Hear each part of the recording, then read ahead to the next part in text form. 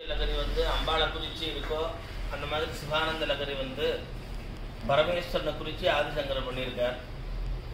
இது பரமேஸ்வரனை குறித்து ஆதிசங்கர் பண்ணுற இந்த சிவானந்த லகரியை ரெகுலராக ப்ராக்டிஸில் வந்து நிறைய பேர் வந்து சௌந்தர லகரி படிக்கிற அளவுக்கு கூட படிக்கிறது இல்லை. ஆனால் அதில் என்ன சொல்லியிருக்கு அப்படின்னா பக்தி, ஒரு பக்த லட்சணம், பக்தனோட மனோவாக்காயம் சொல்லுவாள். மனசா வாச்சா ஹஸ்தாபியாம் பத்யா முதரேன சிஷ்ணா சந்தியாந்தவர். அப்போ மனசுனாலையும் வாக்குனாலும் சரீரத்தாலையும் அந்த பக்தனானவன் சாதகன் சொல்லுவான். சாதகன்னா அபியாசம், ப்ராக்டிஸ் பண்ணுறவன். அந்த சாதகனானவன் எங்கே இருக்கான்னா ஈஸ்வரன் இடத்துலையே மனசு இருக்கு, ஈஸ்வரனை பற்றியே நினச்சிட்டு இருக்கான். ஈஸ்வர காரியமாகவே பூஜை பண்ணுறான், ஈஸ்வர காரியமாகவே சேவை பண்ணுறான். ஸோ மனசு அங்கே இருக்கு, வாக்கு ஈஸ்வரனோட நாமத்தை சொல்றது, சரீரத்தால் ஈஸ்வரனுக்கு அபிஷேகம் ஆராதனை பூஜனை பண்றான். ஸோ இப்போ அவன் திரிகரண சுத்தி, இந்த 3 சுத்தி அடைகிறதுனால அவன் பரமேஸ்வரனுக்கே சாதிச்ச பதவி. அவனோட இந்த ஜீவன் அவனோட காலம் முடிஞ்ச பிறகு பரமேஸ்வரனுக்கிட்டே போயிடுறான். அப்படித்தான் இப்படி சொல்றார் ஆதிசங்கரன். செயல் பரமேஸ்வரனே, எனது மனமானது உன்னோட திருவடி தாமரையிலேயே இருக்கணும், அதுலேயே கவனம் இருக்கணும். வாக்கு உமது புகழை பேசுவதிலேயே இருக்கணும். பரமேஸ்வரன் எப்படி இப்படியே உலகமே வந்து நன்னா இருக்கணும்னு தான் விஷத்தை எடுத்து சாப்பிட்டாரு. யோசிச்சு பாருங்க, இருந்ததுலயே பார்க்கணும் கடையும் போது வந்த நல்லதெல்லாம் எல்லாரும் எடுத்துட்டாலே, அதுக்கு முன்னாடி வந்த விஷத்தை யார் எடுத்துட்டான்னு பார்த்தா தாய்மான சுவாமி. ஏன்னா எல்லாரும் மேலேயும் தாயா அன்பு காட்டுறார். எல்லார் இடத்துலையும் தான் தாய் தந்தையா ஜெகதப்பிதரவு வந்தே பார்வதி பரமேஸ்வரம். அகர முதல் எழுத்தெல்லாம் ஆதி பகவன் தான் யாருன்னா பார்வதி பரமேஸ்வரன். ஸோ ஆதி பகவான் முதற்கே உலகு. அப்படிப்பட்ட பரமேஸ்வரன் தான் கஷ்டத்தை எடுத்துட்டு குழந்தைகள்லாம் நல்லா க்ஷேமா இருக்கும். அந்த குழந்தைகள்ன்ற அவர் இடத்துல அவர் அதில் கூட வந்து தேவர்கள் அசுரர்கள் பிரித்து பார்க்கல. தேவர்கள் அசுரர்கள் அப்படின்னா எல்லாமே இவரோட படைப்பு தானே. அப்போ எல்லாருமே இவரோட குழந்தைகள் தான். அப்போ அந்த அளவுக்கு நல்லா படிக்கிற பையனும் இவரோட குழந்தை தான், மக்கப்பிளாஸ்திரியும் இவரோட குழந்தை தான். அப்போ ஈக்குவலாக எல்லாருக்கும் சாப்பாடு போடுவா அம்மா அப்படின்னா, சாப்பாடு போடும்போது உனக்கு 2 இட்லி, உனக்கு வந்து 5 இட்லி, நல்ல மார்க் வாங்கிட்டேன் அப்படின்லாம் கிடையாது. இன்னும் கேட்டால் சரியாக படிக்காதவனுக்கு இன்னும் விட்டா இன்னும் ஊட்டி ஊட்டி வளர்ப்பான். ஏன்னா அதுக்கு என்ன வழி என்ன விட்டா அப்படின்னு நினைப்பான். கடைசியில் கூட கடைசி காலத்தில் கூட அந்த தாய் தந்தையானவன் என்ன பண்ணுவான்னா, அவன் நல்லா படிச்சுட்டான், அவன் எப்படியோ படிச்சுப்பான், அவனுக்கு தெரியும், படிச்சுக்கு தெரியும், உலகத்தில் எப்படி இருந்தாலும் அவன் தப்பிச்சுப்பான். இது வந்து என்னையே நம்பி இப்படியே உட்காந்துருக்க அப்படின்னு சொல்லி அந்த குழந்தை இந்த நினைப்பில் தான் இருப்பான் அந்த தாய் தந்தை. அப்போ யோசிச்சு பார்த்தா அந்த சரியாக படிக்காமல் வீட்டோடையே கிடக்கிற அந்த குழந்தை மேலே இன்னும் ஜாஸ்தி வந்து எப்படி வீக் ஸ்டூடெண்ட்ஸுக்கு வந்து டீச்சர்ஸ் எக்ஸ்ட்ரா ஒரு 1 hour சாயங்காலம் எக்ஸ்ட்ரா எடுக்கிற மாதிரி, மற்ற பசங்களாம் எடுத்து முடிச்சுட்டு சாயங்காலம் வீக் ஸ்டூடெண்ட்ஸ் வர வச்சு நல்ல டீச்சர் வந்து அவளுக்கு ஸ்பெஷல் கேர் எடுக்கிற மாதிரி இந்த மாதிரி குழந்தைகளை தான் அதிகமாக பார்வதி பரமேஸ்வரா இன்னும் பார்த்து இவாளுக்கு இந்த மாயையில் மாட்டிட்டு இருக்காளே, அஜ்ஞானத்தில் இருக்காளே, இவாளுக்கு நம்ம இன்னும் என்ன ஒன்று பண்ணி இவாளை வந்து இன்னும் ரைட் பாத்தில் திருப்பதுன்னு பார்ப்பான். ஸோ அப்படி நம்ம வந்து மனசு இறைவனத்தில் இல்லாமல் மந்த புத்தியாக இருக்கு. மந்த கவியச பிராப்தி கமிஷ்யாம் உபஹாஸ்யதாம் பிராம் சுலபிய வலேரோபா உத்பாரிப வாமனஹா. காளிதாசர் வந்து ரகுவம்சம் எழுதும்போது சொல்றார், மந்த கவின்னு தன்னை சொல்லிக்கிறார். காளி அருள்ல அவ்வளோ பிரவாகமாக சான்ஸ்கிரிட் மூலமா கவித்துவம் இருக்கிறவர் தன்னை மந்த கவின்றார், மந்த புத்தி உடையவன். எனக்கு அதனால தான் முதல் ஸ்லோகமே ரகுவம்சம் ராமரை பற்றி. ஆனால் முதல் ஸ்லோகம் வாகர்த்தா சம்பிருத்தோ வாகர்த்த பிரதிபக்தியே ஜெகதப்பிதரவு வந்தே பார்வதி பரமேஸ்வரன். முதல்ல சல்யூட் அப்பா அம்மாவுக்கு போட்டுட்டு அப்புறம் தான் ரகுவம்சம் ஆரம்பிக்கிறார். ஸோ அந்த மாதிரி நம்மளோட அந்த மனமானது சித்தமானது அந்த சுவாமி இடத்துலையே இருக்கணும். இதுதான் அப்பைய தீட்சிதர்லாம் போன்ற மகான்கள்லாம் மனம் நம்ம எப்பயும் கடவுள்கிட்ட இருக்கான்னு தன்னை செல்ஃப் டெஸ்ட்லாம் பண்ணி பார்த்தான். செல்ஃப் டெஸ்ட் பண்ணிக்கிறான். உம்மத்த பஞ்சாசத்தன் பண்ணார். ஊமத்தங்காவை சாப்பிட்டுட்டு இப்போ சிஷ்யர்கள்ட்ட மாற்று மருந்து கொடுத்துட்டார். நான் இப்போ பைத்தியமாகிட்டேன்னா நான் என்ன வளர்றேன்றதை எழுதி வச்சுக்கோங்கன்ற.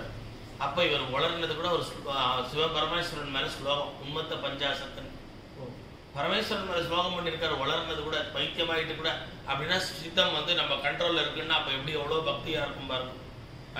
மைண்ட் எங்கேயும் போகாத, வா ஈஸ்வரன் இடத்துலேயே என்ன இப்படியே உலகத்தில் எங்கெங்கேயோ போயிடாது அப்படியே அந்த மனசுக்கு அப்பப்போ சொல்லி கண்ட்ரோல் பண்ணி கொண்டு வந்திருக்கிற கெப்பாசிட்டி அவளுக்கு இருக்கு. நம்ம மனசை வந்து அலைய விட்டு அது பின்னாடி ஓடிட்டு இருக்கணும்.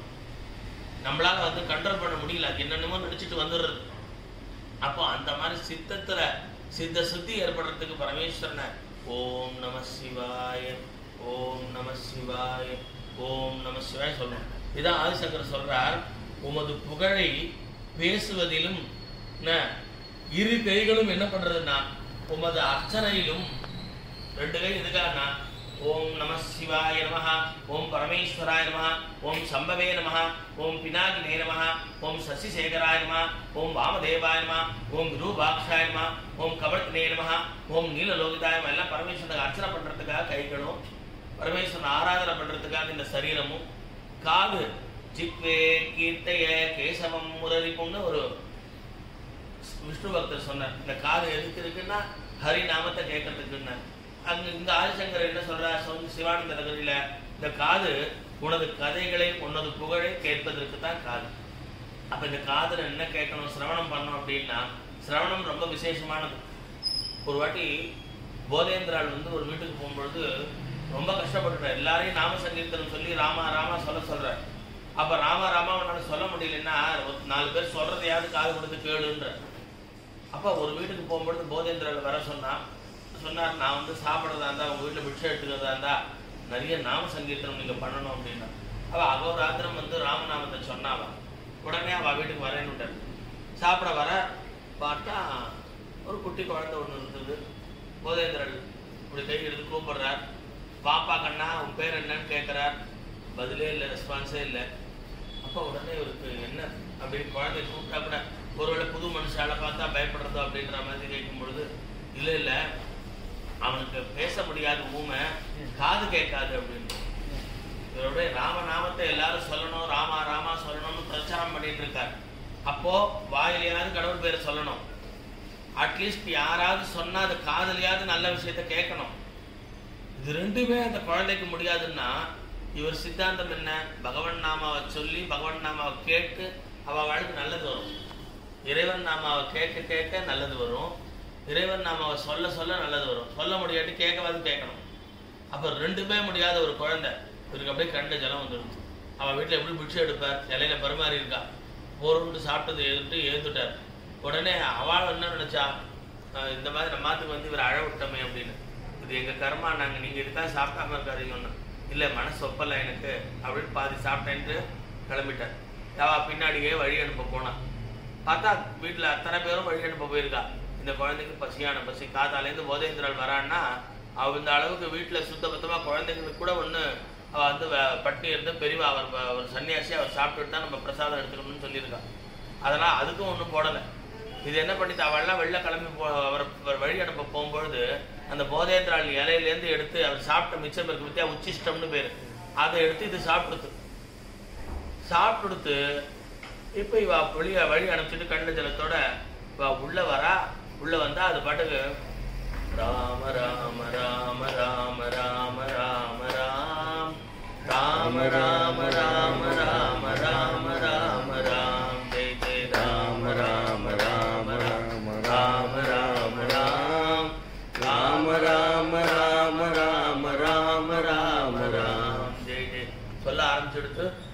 பாக்குறா பிறவி உண்மையான குழந்தை, காது வேற கேட்காத குழந்தை. இந்த குழந்தை இப்படி பஜனை பண்றது, கண்ணா அப்படின்னு அவ கூப்பிடும்போது திரும்பி பாக்குறது, அப்ப காதும் கேட்கறது, எப்படிடா அப்படின்னு உடனே அது உடனே அப்படி கை காட்டுறது. போதேந்திர சாப்பிட்ட மிச்சத்தை எடுத்து சாப்பிட்டு இது உடனே பார்த்த ஆனந்தம். அதாவது மகான்களோட நம்ம வீட்டுக்கு வரா, மகான்களோட ஸ்பரிசம், மகான்களோட சங்கம், மகான்களோட சம்பந்தம், ஏதோ ஒரு வகையில சம்பந்தம் ஏற்பட்டா கூட இன்னொரு பியூட்டிக்கு ஏதோ ஒரு வகையிலன்ற வார்த்தை ஏன் அப்படி பிரயோகப்படுத்தினேன் அப்படின்னா, மகான்களுக்கு நம்ம சர்வீஸ் தானே பண்ணணும், மகான்களுக்கு நல்லது தானே பண்ணணும். ஏதோ ஒரு வகையில சம்பந்தம்னா மகான்களை 2 அடி அடிச்சா சம்பந்தம் ஏற்படும் இல்ல, அவளுக்கு நமக்கு ஒரு கனெக்ஷன் இருக்குல்ல. அப்படியானா ஒரு திருடன் ஒருத்தன் தியாகராஜருக்கு திருடர்கள் 2 பேர் திருடத்துக்கு வரும்போது, அப்ப அந்த தியாகராஜர் கிட்ட வரும்போது உடனே அம்பு நெட்டி அவ மேல விழுது. அவ 2 பேரும் நிறுத்த சொல்லுங்க, அவ 2 பேரும் நிறுத்த சொல்லுங்கன்ற தியாகராஜர். யார் 2 பேரும் நிறுத்த சொல்றது? தியாகராஜர் கண்டு கொண்டு தெரியல. அதுவும் நிக்கிறாளே வானத்துக்கு கிழக்கும், அவ்வளவு பெருசா இருக்காளே ஜெய்ஜாண்டிகா, அவ 2 பேரும் அம்பு அடிக்காம நிறுத்த சொல்லுங்கன்றா. தியாகராஜர் பாக்குறாரு, ஓ ஆபதாமபஹர்த்தாரம் தாதாரம் சர்வசம்பதாம் லோகாபிராமம் ஸ்ரீராமம் பூயோ பூயோ நமாம்யகம்.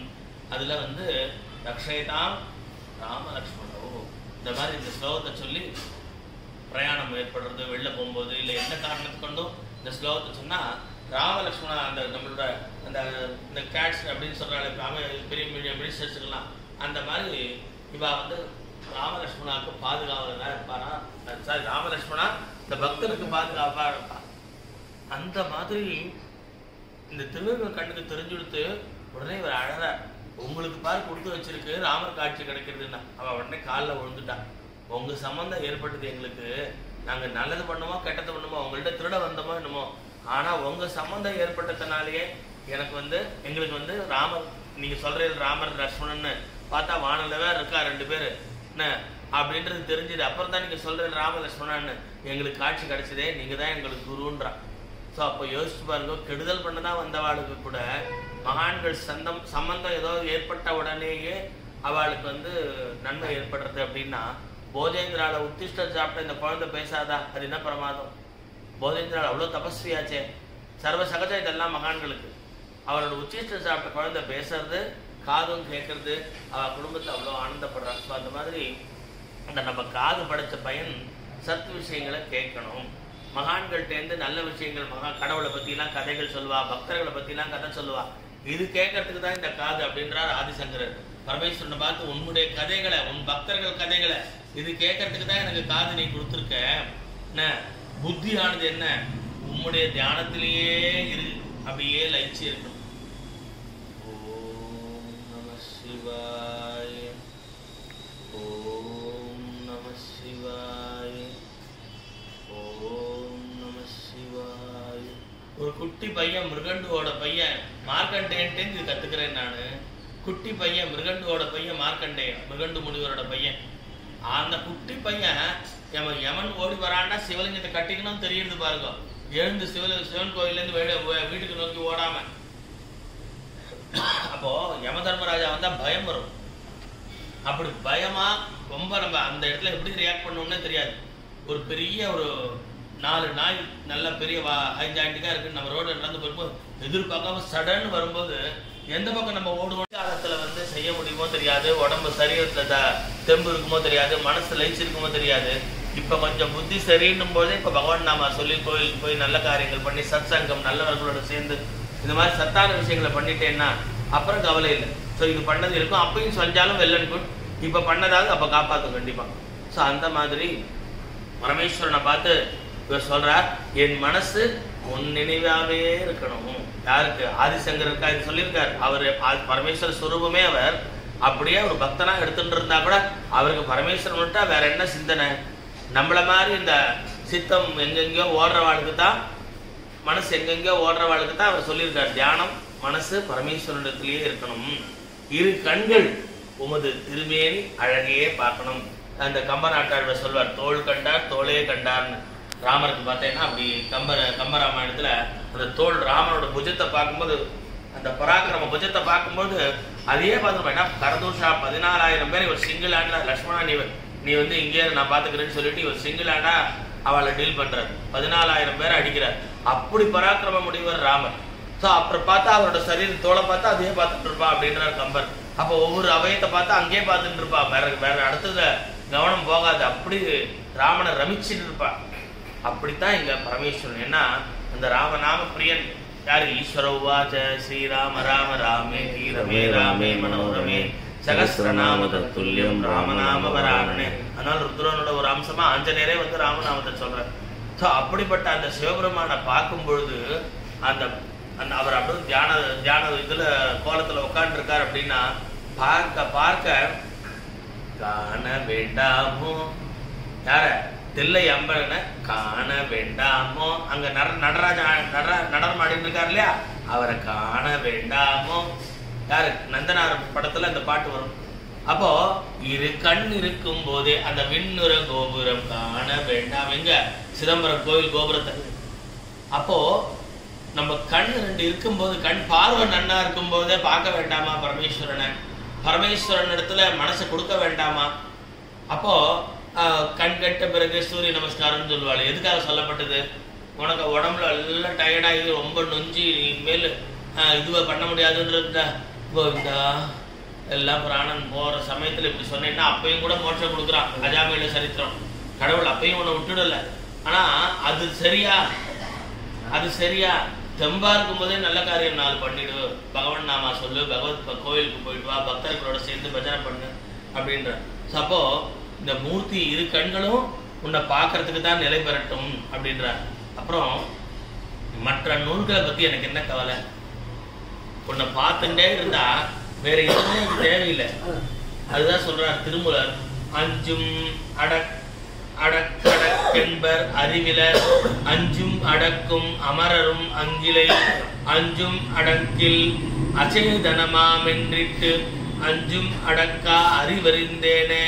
நம்மளே ஒரு பிராக்டிஸ் பண்றேன், என் மனசை கொண்டு வந்து நிறுத்துறேன் பாருன்ட்டு இப்படி கண்ண மூடி உட்காந்து வந்து நிறுத்த முடியவே முடியாது. அதனாலதான் இந்த பக்தி இந்த மாதிரிலாம் வச்சிருக்கா. அபிஷேகம், ஆராதனை, தீபாராதனை பாருங்க, கண்ணத்துல போட்டுக்கோங்கன்னு. நம்ம மனசை கொண்டு வந்து நிறுத்துறேன்னா நம்ம பெரிய பிராக்டிஸ் பண்ணி பல வாட்டி பிராக்டிஸ் பண்ண மகான்களால முடியும். சாதாரண நம்மள மாதிரி ஆசாமிலாம் இப்படி கண்ண மூடி உட்காந்து உடனே மனசை எப்படி நிறுத்த முடியும்? இடத்துல வேணா இங்கேயே உட்காந்து எழுந்துக்காம உட்காந்து இருக்கலாம், ஆனா மனசானது ஏமாத்திடும். அப்போ இந்திரியங்கள் வெளி விஷயங்கள்ல செல்லாமல் அடக்குவதற்கு என்ன பண்ணணும் அப்படின்னா, பரமேஸ்வரா உன்னிடத்துல மனசு கொடுத்துட்டா, உன்னையே நினைச்சிட்டு இருந்தா, உன் ரூபத்தை என் கண்களால பார்த்துட்டு உன்னையே ஆனந்தப்பட்டு இருந்தா, அப்போ இந்த இந்திரியங்கள் வெளில ஓடாது. ஏன்னா இப்ப மனசு கவனம்லாம் எங்க இருக்கு? பரமேஸ்வரன் அந்த ரூபத்துல பார்த்து எப்படிப்பட்டவன். கண்ணப்ப நாயனாருக்கு 6 நாள்ல காட்சி கொடுத்தான், 6 நாள்ல தன்கிட்டே வச்சுட்டான், நெல்லு கண்ணப்பான்னு சொல்லி. கண்ணப்ப நாயனார் பல வருஷமா எல்லாம் ஜபம் பண்ணல, பக்தி பண்ணல. ஆனா அவர் 6 நாள்ல பண்ணது நம்ம எத்தனை 60 வருஷம் படிச்சாலும் நம்மளால பண்ண முடியாது. அந்த அளவுக்கு தூக்கி கண்ணை தூக்கி கொடுக்குறார் பரமேஸ்வரன். அவரே ஊர்ல நன்னா இருக்கட்டும், தியாகராஜன் தியாகேசன் அவரை விஷத்தை சாப்பிட்றவர், எல்லாரும் நல்லா இருக்கணும்னு இவருக்கு கொடுக்குறாரு பாரு கண்ணப்ப நாயனார் கண்ணை. அப்ப கண்ணப்ப நாயனார் ஒரு படி மேல வசந்து போயிடுறார். அதனால்தான் அவருக்கு 6 நாள்ல அவருக்கு அனுகிரகம் பண்ணி தன்கிட்ட வச்சுட்டார். அப்ப அந்த மாதிரி மனசு வெளியில வந்து போக்கு காட்டிகிட்டே இருக்கும் நம்மள. அந்த வெளி உலகத்துல மனசு சுத்தாம இருக்கிறதுக்கு முதல்ல ரூபம், அப்புறம் தான் நிர்குணம். முதல்ல சகுனம் சொல்லி நம்ம முதல்ல வந்து ரூபத்தை வச்சுதான், ஒரு ரூபத்தை வச்சுதான் பார்த்து சிவன்னா அப்படி இருப்பார், அம்பாள்னா அப்படி இருப்பான்ற ரூபத்தை பார்த்து அப்படியே நம்ம தியானம் பண்றோம். அடுத்தடுத்த பார்த்தீங்கன்னா ரூபம் இல்லாதவன் தான் இறைவன். நம்ம மதத்துல கூட பார்த்தீங்கன்னா இறைவனுக்கு ரூபமே கிடையாது, உருவமே கிடையாது. எப்போ அந்த ஸ்டேஜ் நீ போகல, இதுல முதல்ல லயிச்சாலே போருமே. அந்த பதஞ்சலி வியாகரபாதர்லாம் நடராஜரோட நாட்டியத்தை பார்க்கறதுக்கு பூமிக்கு வந்தா. பதஞ்சலி யாரு? ஆதிசேஷன் தான் பதஞ்சலி. புலிக்கால் முனிவர் பேர் வியாகரபாதர். சோ ஆதிசேஷன் சிவபெருமான படுத்துட்டு இருந்தாரா, பெருமாள் சிரிச்சாராம். பெருமாள் இப்படி சிரிக்கும் போது சந்தோஷப்பட்டுக்கிறாரு. இவர் பாம்பு படுக்கையில் தானே படுத்துட்டு இருக்காரு. உடனே ஆதிசேஷன் கேட்டா, பெருமாளே நீங்க என்ன சந்தோஷப்பட்டுருக்கீங்க? நான் சிவபெருமான நர்தனத்தை பார்த்துட்டு இருக்கேன், ஆனந்த தாண்டவம், அதை பார்த்து எனக்கு சந்தோஷம். ஒரு நல்ல விஷயங்களை பார்க்க பார்க்க நமக்கும் அது எனக்கு அது சந்தோஷமா சிரிக்கிறேன் நான் அப்படின்னாராம். அப்ப நான் எனக்கு நீங்க மட்டும் மனக்கண்ணுல பார்த்துட்டே இருக்கல எனக்கு அப்படின்னா, சரி நீ போய் சிவபெருமான் நாட்டியத்தை பாரு அப்படின்னா பதஞ்சலியா வந்துட்டாராம். ஆதிசேஷன் தான் பதஞ்சலியா வந்து பரமேஸ்வரனோட அந்த நாட்டியத்தை பார்த்து ஆனந்தப்படுறார். அவர் குட்டியா இருக்கார். ஸோ பதஞ்சலி வியாகரபாதர் நடராஜர் கூடயே எப்படி மாணிக்க வாசகர் எப்படி பரமேஸ்வரன் கூடயே இருக்காரோ, சிவகாமி நடராஜர் கூட மாணிக்க வாசகர் இருப்பார்.